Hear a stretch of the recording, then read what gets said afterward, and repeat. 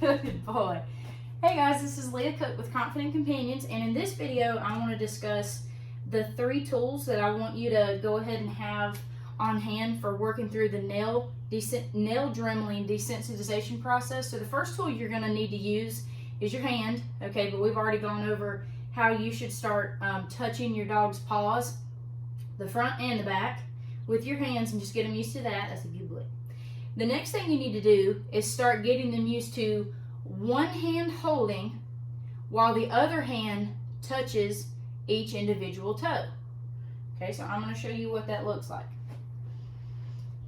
Now we're going to show them what that looks like. Okay. Is this just the best time of the day for you? And that's what it should be. Okay, because again, if your dog's having a good time and they view this like it's just a big game, classical conditioning is going to take care of itself. You're not going to have to worry about your dog developing a negative conditioned emotional response to grooming time. Okay, can you turn this way? Come here. Up, up, up. Voice up. Thank you. Okay, so we've got our pile so our dogs can keep their eye on the prize. And what we're going to do is we're going to work up to our hand touching their paw and being able to touch each toe for 5 seconds. So you don't start with 5 seconds. You need to build up 1 Mississippi on each toe. When 1 Mississippi is easy, do it for 2. When that's easy, build 3 and then up to 5. Yes. Yes. So what I'm marking is when I touch the toe, when he's not moving, that's what I'm marking. Yes. Yes. So my dog just thinks, whatever, you go ahead and touch my toe with a marker if you want to.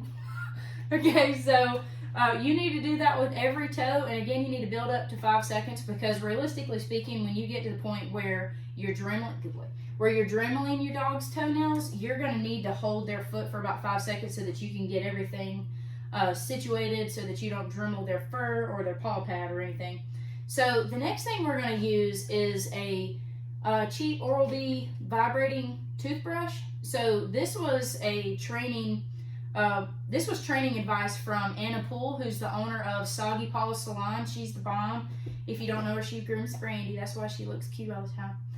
But anyway, Anna is also a dog trainer, and so she's a fabulous resource for people in the upstate who don't want their dog to hate grooming. Okay, so anyway, she told me a long time ago, she was like, hey Leah, this would be a really good thing for you to do in your puppy classes. It would help me out a lot. Get people to buy the vibrating toothbrush as part of their desensitization. Is there something? No, Siri, thank you though. So, sorry guys. Anyway, to help with the desensitization process, this is kind of like a buffer. I don't know if you can hear it. But this is like a buffer to the Dremel tool, because the Dremel tool vibrates a lot. And that's kind of a weird sensation for dogs. So they could investigate this, and you don't have to worry about that grinding tool at the end scraping off, or burning their nose if they accidentally touch it or anything like that. And it gives you time to work through any kind of uncertainty they might have with a toothbrush, instead of them working through uncertainty with the tool you really need them to be okay with. And that's a very important part of this. So I'm just going to turn this on. One hand touches the paw. Yes. Good boy. Yes. Okay. So you would go through that same thing with each paw and build up to 5 seconds. You start at 1. When that's easy, you go to 2. When that's easy, 3. And then build up to 5. Okay. So in the next video, I'm going to show you what to do with the Dremel tool, okay? But I want everybody to go ahead and start using their hand on all paws. You need to be able to touch their toe for at least 5 seconds before you let go, and they're not moving, they're not fighting you, nothing like that. It's just a silly trick. Then progress to your highlighter or marker pen, whatever you have on hand. And then I would highly suggest that you get a vibrating toothbrush so that your dog can work through any uncertainty they have with this, instead of the tool you want them to be comfortable with from the get-go. Okay, well, I hope all of you guys have a good time training with your dogs. And remember, If you notice that your dog is uncomfortable, they shift their weight backward, they pull their paw away, and there's a difference between being ticklish and actually, I don't want you to do this. Okay, so you'll have to learn the difference there. They may just tilt their head to the side and slowly look away from you. They could start blinking a lot or lip licking. Their ears might go backwards.